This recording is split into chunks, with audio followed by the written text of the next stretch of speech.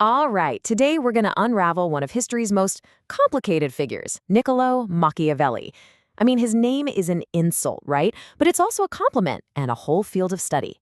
So what did this guy actually do to earn that kind of reputation? Okay, so let's just start with the word itself, a word we all think we know. When you call someone Machiavellian, what comes to mind?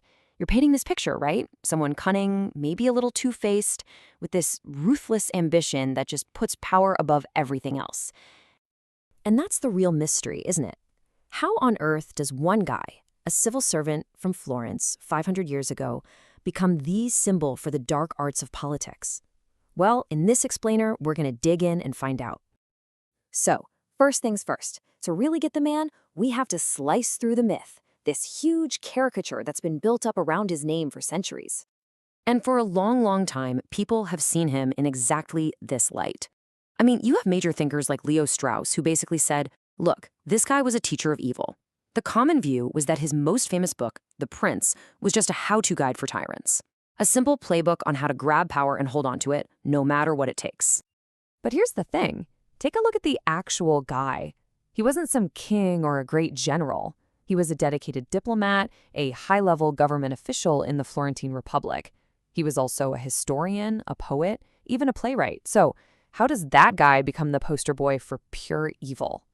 Okay, so let's dive into the world that made him, because you really can't understand Machiavelli without understanding the absolute chaos of Renaissance Italy. This was not a stable, peaceful time. Not at all. Italy was this crazy patchwork of warring city-states.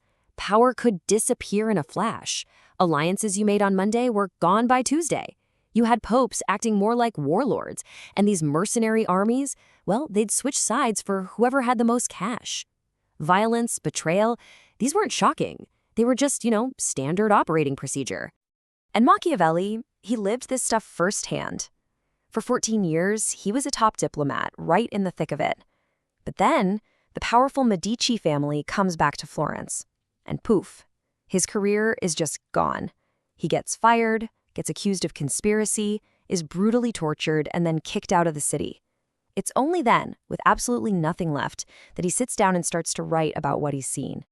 Yeah, as a diplomat, he had a front row seat to the most ruthless players in the game.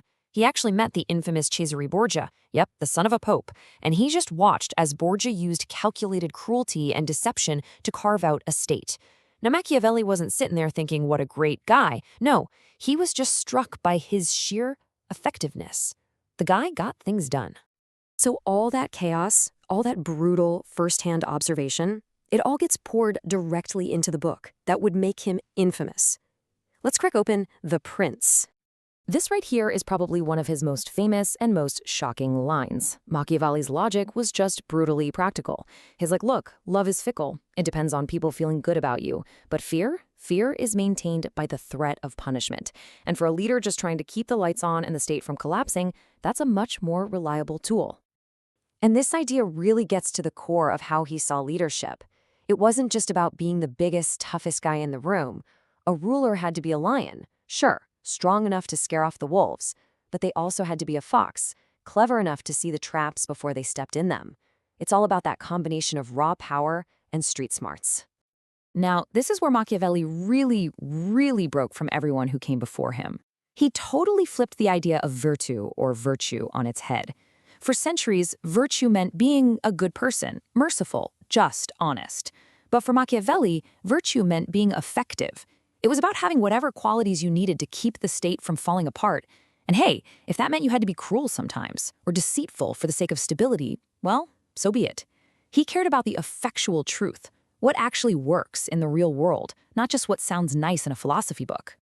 Okay, so if the story ended right there, it'd be simple. You could just write him off as a villain, a guy who wrote a handbook for dictators. But that's not the whole story, not even close. Because at the exact same time he's writing The Prince, he's also working on something else, something that seems to be the complete opposite.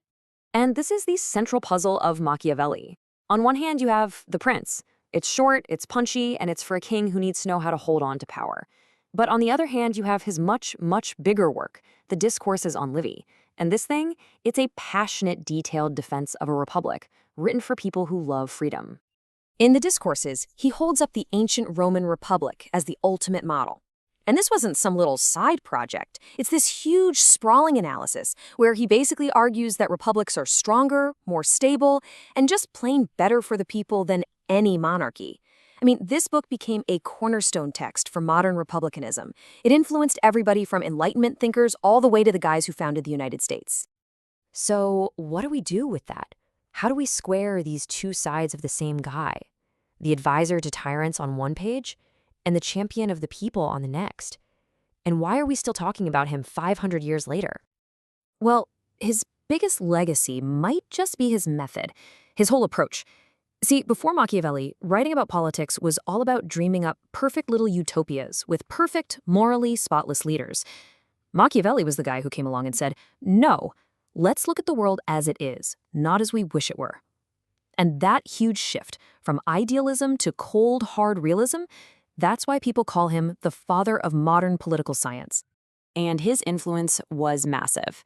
It went way beyond just politics. You have guys like Francis Bacon, a key figure in creating the scientific method, pointing back to Machiavelli as someone who paved the way.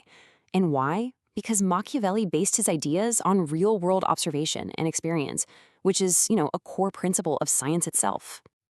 This stuff was so radical for its time that it was instantly controversial.